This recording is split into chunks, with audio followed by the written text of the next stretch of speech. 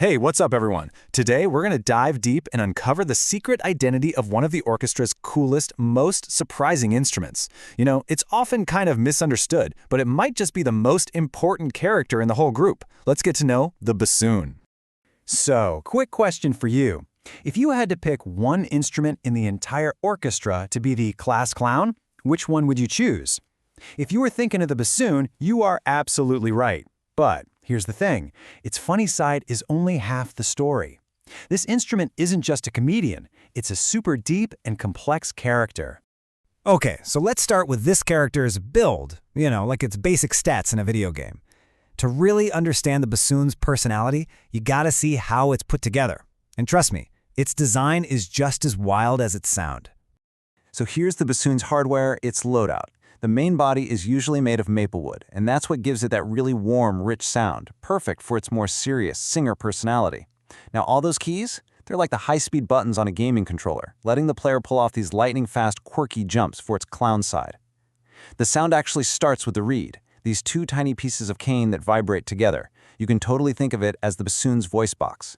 That reed connects to the body with this thin, curved metal tube called a bocal. That's the critical link that makes the whole thing work. And here's a wild fact for you.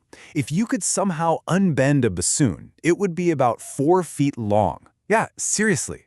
So to make it possible for a normal person to actually hold and play it, the makers had to fold the whole wooden tube in half. So you can literally think of it as a giant musical paperclip. It's a pretty brilliant design hack when you think about it.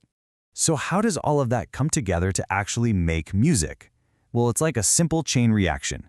First, the player blows a steady stream of air. That air makes the double reed vibrate, or, buzz like crazy. That buzzing sound then travels all the way through that long, folded-up tube.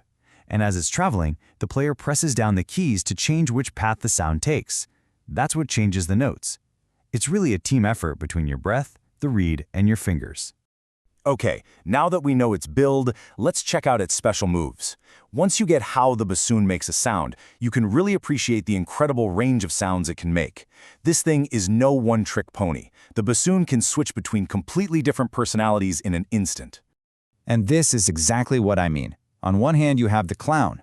Composers use its low, kind of waddling tone and its ability to make these huge, surprising jumps in pitch to create these funny, almost cartoonish moments. But then, bam! It can completely flip the switch and become the singer. It can play these beautiful, smooth melodies that sound so much like a human voice, creating these really gentle or even super dramatic moods. This quote really nails it. You see, composers don't just use the bassoon by accident, they choose it on purpose, very deliberately. When a piece of music needs a character that has a bit of wit or some humor or a lot of charm, they call on the bassoon to bring that personality to life. And pro players, well, they have a whole arsenal of techniques to bring out these different sides. They use something called vibrato. It's like a slight wobble in the note to make the sound warmer and more emotional. They control articulation, which is just how notes start and end, to make them either short and punchy or long and smooth. And of course, they master dynamics to go from a tiny whisper all the way up to a full-on shout.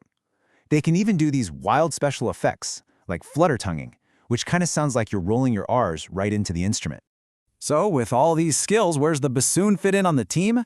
Well, in the orchestra, you can think of the bassoon as the ultimate support player. It might not always be the flashy star scoring all the points, but the whole team would probably fall apart without it. I mean, just look at its different roles here.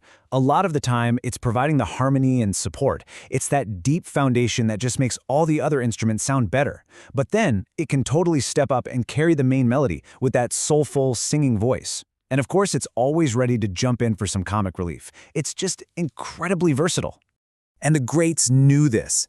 You can think of these legendary composers as players who mained the bassoon. I mean, Bach was using it way back in the 1700s. Mozart loved it so much he wrote these famous, epic concertos just for the bassoon.